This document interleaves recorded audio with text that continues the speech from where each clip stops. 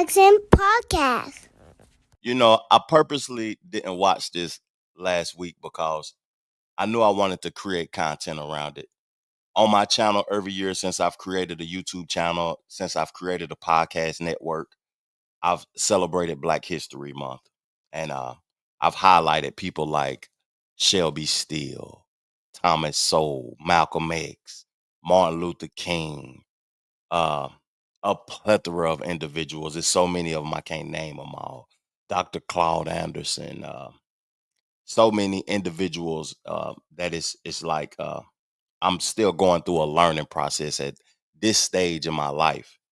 And when I think about all the hoopla that was going on during this election season last year, and how all the black people was in an uproar. The women was against the men because the men didn't see no benefit in voting for Kamala Harris. They didn't see that it was, you know, beneficial for the men to vote for Kamala Harris when still, in all reality, majority of the black men voted for Kamala Harris. But an overwhelming number voted for Donald Trump more than any Republican ever. So it was a a divided situation. It was more confusion than ever. And I seen that, somebody that I interviewed on my channel was at this event, you know, Judge Joe Brown. I seen Kodak Black and Lil Bootsy was here at this event at the White House. And what I want to see, I'm gonna speak about what I want to see and hear before I play the video and we chop it up about the video. I want to hear about the intangibles that black people is going to receive. I want to hear about the future of the race, and are they even thinking about reparations? Is it even something to think about? I want to hear how Trump is going to include the people of value that's qualified into his staff of the presidency at the White House or just in his administration in general. So that's what I want to hear and that's what I want to see. But let's get the video going and see what's going on with this situation right here, man.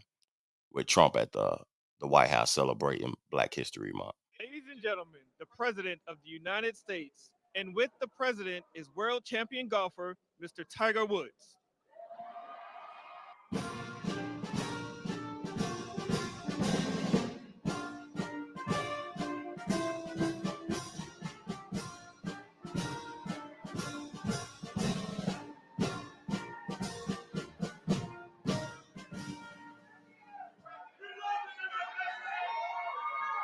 Thank you very much. Thank you. Wow. That's this is some crowd. How are you? Thank you. Leo. This is some crowd. These these are the best people, Tiger. And we have Adam Scott here also, winner of the Masters, one of the greatest golfers in the world. I've always tried to swing just like Adam. It never worked out that way. And Tiger, we know, and I just want to thank Adam and Tiger and the commissioner of golf is Jay. Thank you very much for being here. Jay Monahan, head of the PGA, and we had some interesting discussions.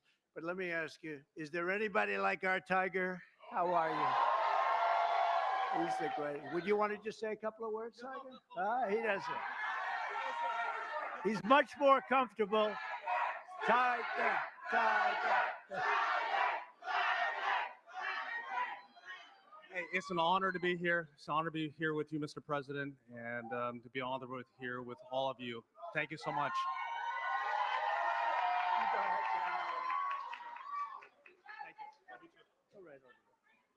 Thanks, Tiger. And I want to thank all of you very much for being here. Welcome to the White House, and we proudly celebrate Black History Month. How are you, darling? Today, we pay tribute to the generations of Black legends, champions, warriors, and patriots who helped drive our country forward to greatness. And you really are great people. What a great, nice group of. I have some people in front of me every once in a while with all the problems that are caused all over the world. They're not nice. They're not nice. But we're making them nice. I can tell you that, and we're making them nice rapidly. So we're pleased to be joined in this really beautiful afternoon at the White House by hundreds of incredible members of the African American community, many of whom are making history themselves, including one of the greatest athletes of all time, who you just said hello, the man who matched Sam Snead's #1 record for the most PGA Tour wins ever, and a man who has 15 majors, and he's got a long way to go, too. I was with him a week ago. We played. I think he's got some left, doesn't he, huh? He's got a couple of majors left, maybe more than that. But Tiger Woods, he's an incredible guy, an incredible athlete, incredible player. Thank you for being with us, Tiger. Thank you very much. And he got the Presidential Medal of Freedom, which he proudly wore today. And we have Senator Tim Scott here. What do you think, Tim? You never got the Presidential Medal. Maybe someday. Maybe someday. You better believe it. And also, Adam, thank you very much. Adam is, as Tiger will tell you, one of the greatest players and one of the great modern players. And he had 32 wins worldwide and winning the Masters also. And he's something very special and a great representative of golfers and athletes. Thank you very much, Adam. Even though he doesn't quite come from our country, he sort of does, right? He's here a lot. He comes from another nice place like Australia, right? And they've been very good, very, very good to us. Jay, thank you very much. Appreciate it very much. We also have the head of Pfizer here, so I want to thank him. One of the great people, one of the great businessmen. Thank you, Albert. Thank you. Thank you very much. Thank you very much. I want to congratulate our newly sworn in Secretary of Housing and Urban Development, Scott Turner. Come in. I got to say hello. Come on up here, Scott. I had Tim Scott pushing him so hard, you have no idea. I had no choice. Is that right, Tim? No, Scott is, I've known him a long time, and Scott's a real champion. Say a couple of words, Scott, please. Well, hello, everyone. Is everybody happy to be here together? Is everybody happy to be here together? Amen. Well, first of all, I want to thank President Trump for his confidence and appointing me to this position. I consider it a great honor and a great blessing. And I thank God for this, and I'm real humbled by it. And you can guarantee that every day that I'm going to lay it down for the people of America. As Senator Tim Scott, thank you for your leadership. I really appreciate you. And for all of those who have gone before us and those of you who have such a great voice today, keep on speaking, keep on preaching for not just Black America, but for all America. So we appreciate you. And my sister, Brooke Rollins, and all of those here, Mr. President, we look forward to working with you, sir, and carrying out this great agenda. We pray for you every day. God bless you, and thank you. God bless America. Thank you for President Trump. Thank you.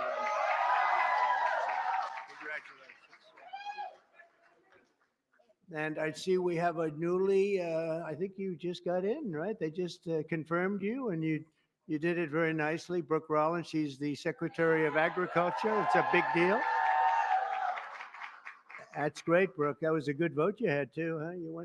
She went through very easily, a little easier than some of our people, but they were all approved, every one of them. And today we just had Kash Patel approved, which is great.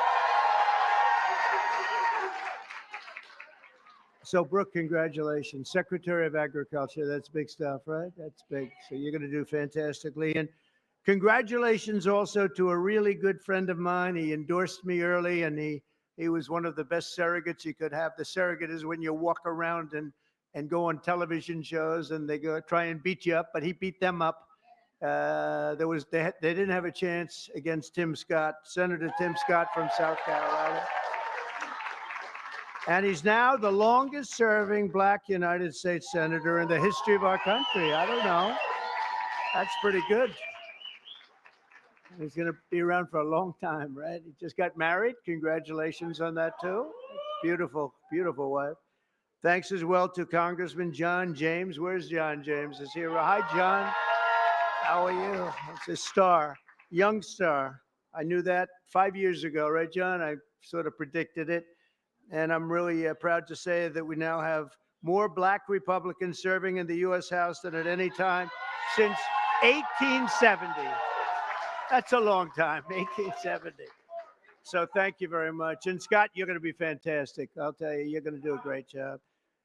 As you know, the Americans are going to be celebrating something very important coming up, our 250th anniversary, our nation's founding.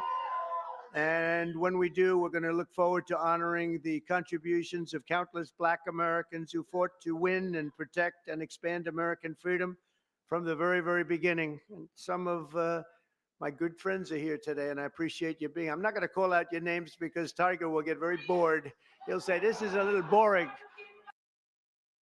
Let me stop it for a moment and acknowledge some of the things that were said because, I can watch this and not say anything at all because it's intriguing just to watch the room and how people are reacting. But the first thing that I noticed is like a content creation space. Why everybody got their phone out trying to create content of what Trump is saying, just getting in that room and posting that on your socials or your YouTube or whatever to create content is interesting. I understand it, but I would want to be more engaged with the conversation of what's being said. And I noticed that it basically looked like he knows nothing at all. He's just reading from the script. He's looking down. Another thing that really caught my attention is that why Tiger? Does he represent, you know, when I think about us as black people, us as creating our lineage and understanding that we're foundationally black Americans, that we FBA, me understanding that and seeing the representation in this space not being no FBAs, it's noticeable. Tiger is not black. I don't even know if that's what he identifies as, like loudly to the public. Does he identify as black to the public? The way that the white power structure created, if you got 1% in you, then you're considered black is some bullshit. Just being honest with you. Now, when I think that he was calling out those names, I thought that all of those people was people that was black that contributed to, you know what I mean, his administration. When he announced the head of Pfizer and he was booed, I started doing my research. That's not a black man. Why are we even, this is the Black History Month celebration. Why are we even acknowledging these people? Real talk right now. Give them their own space, their own time. But I noticed that the Secretary of Agriculture, the urban housing development person was black. But then after he announced all the people, which I realized it ain't that many people that's a part of his administration is black. And then is he giving them a prominent position in his administration? That's what I want to see. So he said it's more black people serving the administration than since 1870. That is a long time. Like he got that small amount of people, and that's more than it has been since 1870, that's criminal. Real talk, that's criminal. But let me keep playing the video, man, so we can further the discussion.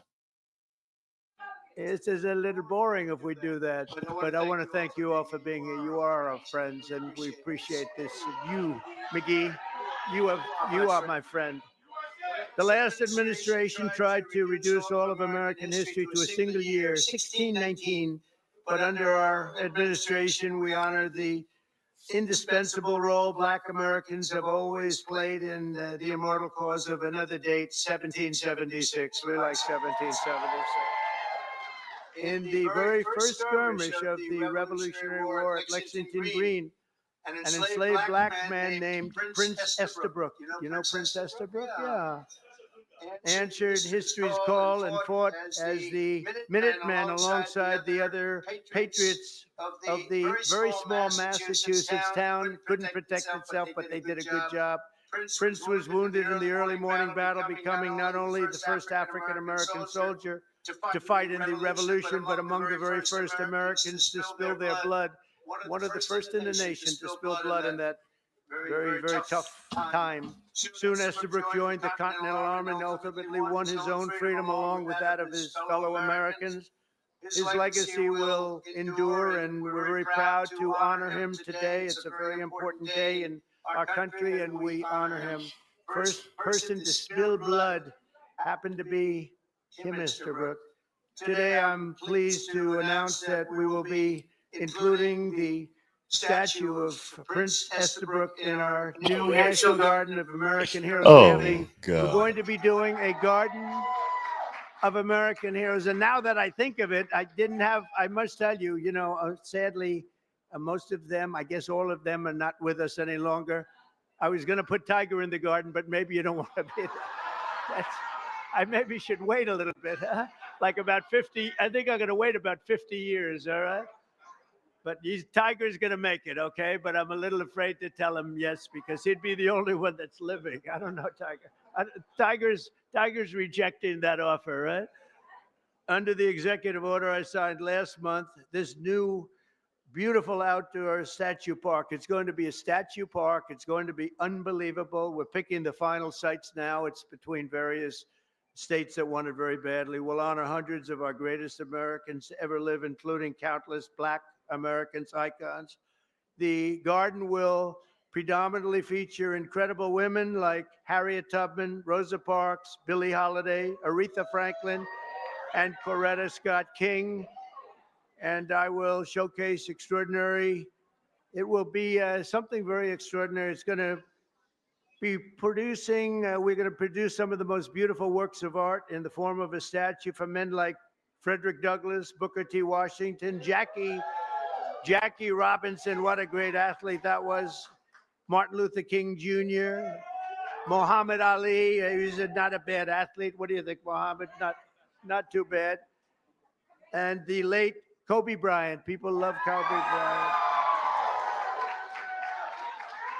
And we're going to save Tiger Woods for another time. That's all that I can.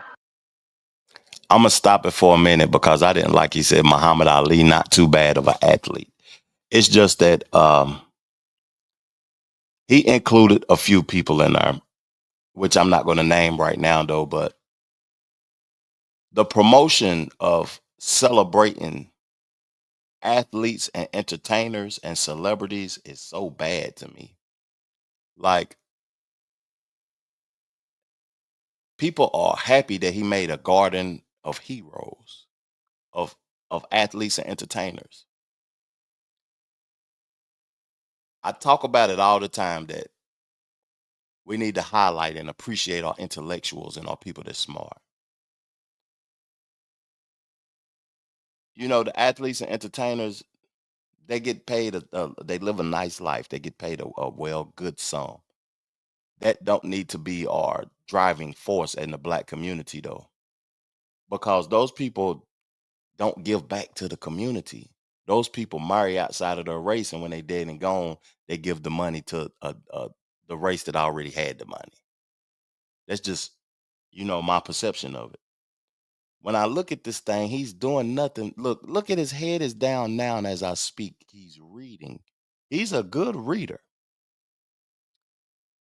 A good reader. He's reading. He's not saying these things off the top of his head. And then I know it's Black History Month. He's speaking about the past.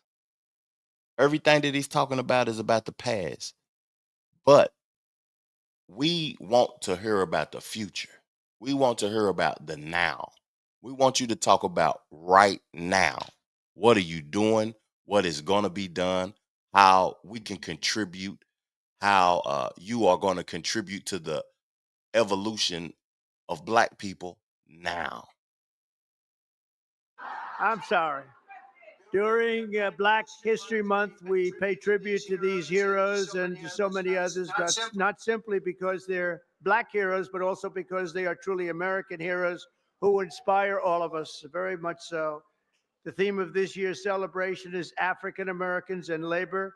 And we want to thank all of the black workers, construction workers, and every other worker. They do a job like nobody can do. And we want to just thank them very much for their contribution. Tim, the contribution you've made, Tim, is incredible. Opportunity Zone, so many people, so many. He's the father of Opportunity Zone. I'm just the son. He's the father because he came into the White House, the Oval Office, with this idea. And it's probably the #1 economic development project ever in our country. And I want to give Senator Tim Scott the credit for it. Good job, Tim.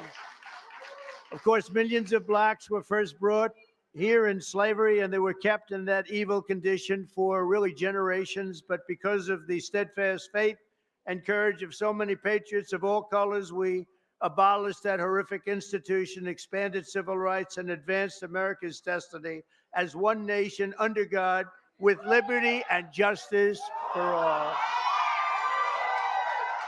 Just a few months ago, the people in this room and millions of other black Americans played their own part in the American story when you went to the voting booths and restored a nice, good, solid government. And there's a guy that really helped. There's a man that really helped. You really are great. Thank you very much. I appreciate it. I don't forget. I'm proud to say that we received, listen to this, more votes from black Americans than any Republican president ever. Not even close. Almost 40% of the vote. Now, I won't be happy the next time. Should I run again? You tell me. There's your controversy right there. There's your controversy.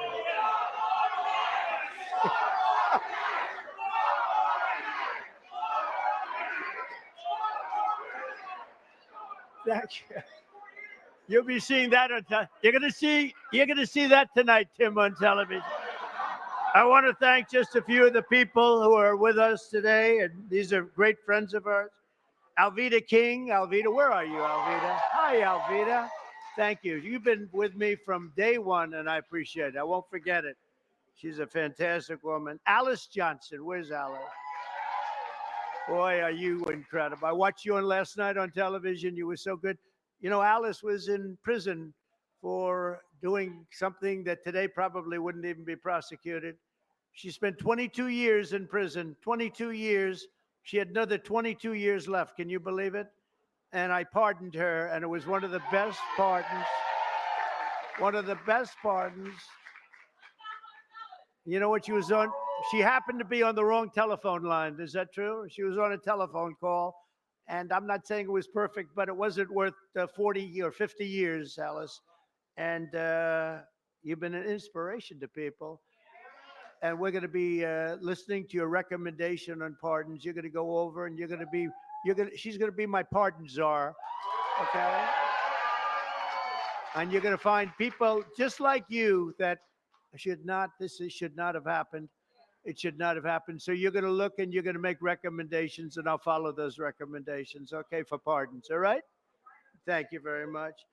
A man who's just incredible. This guy, I watched him when he was a Democrat, and then one day he had to change because he couldn't take it any longer. And did anyone ever hear of a man named Leo 2.0 Terrell? Where are you? Get up here. I love this guy. You know what he's doing now? He's with the Department of Justice. He's in charge of civil rights and lots of other great things. He's going to be working with Pam. It's okay. Could he come up, please? Come on, Leo. Get up here. Leo 2.0. This guy is great. Hello, man. You are the greatest. Thank you. I just want to say we are in the presence of the greatest president of all time.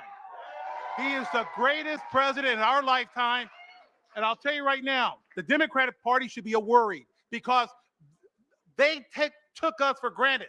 No longer. We vote in our best interest. We want the same thing that every American wants. Good job. We want a secure border. We want to pay lower taxes. And Mr. President Donald Trump is doing that. Thank you, Mr. President. You know, I am aware that it is as he goes along, he's mentioning the black people that he has working with the administration. But that guy that he just put up to the stage, Leo 2.0, he said that he's working with the Department of Justice, the DOJ, but what is he specifically doing with the DOJ? That's what I would like to know.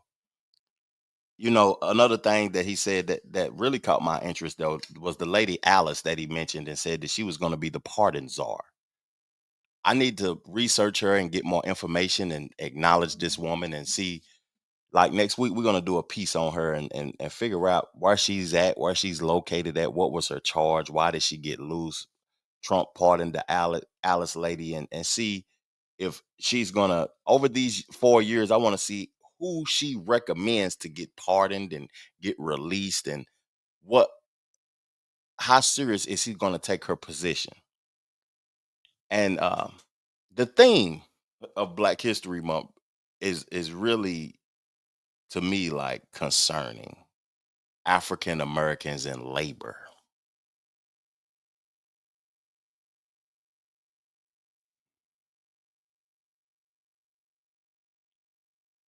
Let me just play the video. I'll get back to that. He's a great guy. No, I watched him. He was a radical Democrat. He became a radical Republican, right? He's great. He's in the Department of Justice. Think of it, doing very important work at highest level. Also, Sage Steele. Sage, where are you? Hello, Sage. Great job you do. You're doing great. Thank you very much, Sage, for being here. Michael, Harry O. Harris. Michael. Hi, Michael. Thank you very much, Michael. Deontay Johnson. Deontay. Thank you, Deontay. Lynn Patton. She's worked for me for a long time. Lynn, she's worked for us for a long time. Bob Woodson. Where's Bob?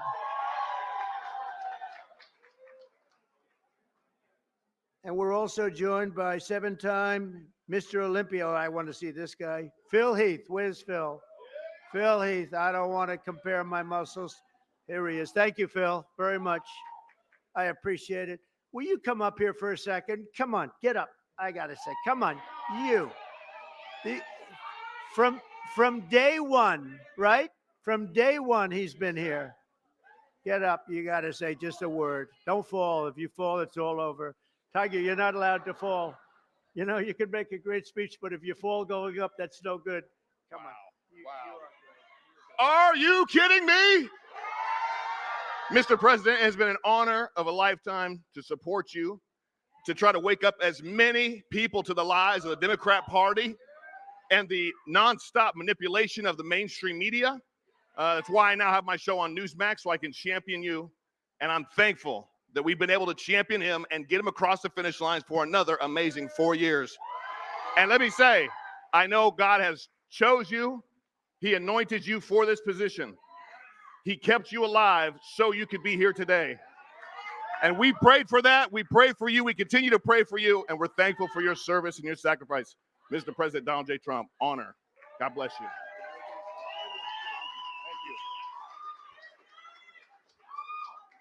From day one. I like those guys from day one. Tiger's been there from day one, too. Let me tell you, this guy is amazing.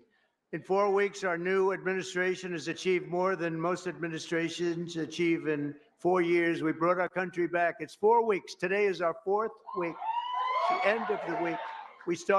We are now starting our 5th, and I think we've done more in 4 weeks. Well, certainly than the last administration did in 4 years. They actually went negative. They actually went in the wrong direction. Together, we're going to be fighting long and hard for Black Americans and all Americans. We're going to be fighting for all Americans. We've secured our border, and we're stopping the invasion of our country. You know, our border right now is more secure than it's ever been. And we had the record 4 years ago. We had the record. We had the lowest number in history, and now the numbers, Tim, are even lower than they were then. And we're honored. We're allowing people to come in from all over the world, from prisons and jails, mental institutions, insane asylums, gang members. They had drug dealers. They had everybody dropping in. And we had this ridiculous open border policy. They drop in. And I'll tell you, the people that were affected the most were black people, you were affected the most in terms of the crime, in terms of the drugs and everything else. And we have the border shut down. We allow people to come in. We want people to come in, Tim, but we want them to come in legally. They're going to come through legally. I'm going to close out. It's nothing but 2 minutes and a half left, but I don't need to hear or see any more of this. No disrespect to Trump. No disrespect to the people there. This was a shit show, man. For real, like, especially at the end when he said, y'all were the most affected people by the border being open. You know, all the presidents in my lifetime has done nothing specific for black people, including Barack Obama. I don't think Donald Trump would do anything specific for black people, but the trickle down effect for what he would do for his own people will have an effect on us. He said we're gonna be a country that represents black people, that represents all people. I expected him to say that. You know, those people that he highlighting, that he's showing, they look like tethers to me, man. They don't look like black folks, American black folks, that he's putting on a pedestal. Even the guy that came up before, the light skinned muscle bound guy or whatever he is, those guys, they don't look like foundational black Americans. They look like they from over another island or something like that. Tiger isn't even black. It's just that he was reading the whole time. His head is down again. He wasn't speaking sincerely. It was all written down stuff. And you know, I love America. I want the president to do good. But when you're speaking to black people during their month, you're supposed to be speaking specifically about them, what you're going to do for them, how they have represented the country. We fought in wars for this country, what is going to be done moving forward for us. And a lot of people said that he was going to remove Black History Month, but he showed that he didn't, and he should be saluted and acknowledged for that. But you know, I have an expectation of more. I want to see more. I want to see a change. I don't want to see my people locked up in prisons working for slave labor. I don't want to see my people living in projects and fighting and striving and trying to better their lives and stuff. And the programming of who they want us to be perceived as, I don't like it. But this is the country that we live in, and it's up to us. Thank y'all for tuning in to my show, man. I hope y'all enjoyed this episode.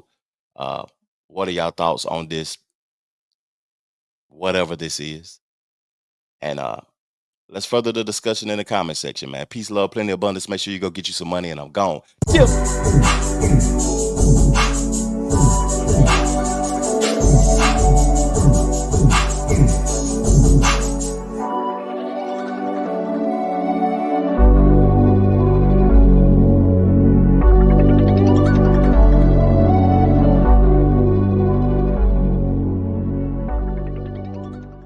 The Trevor Jackson Podcast.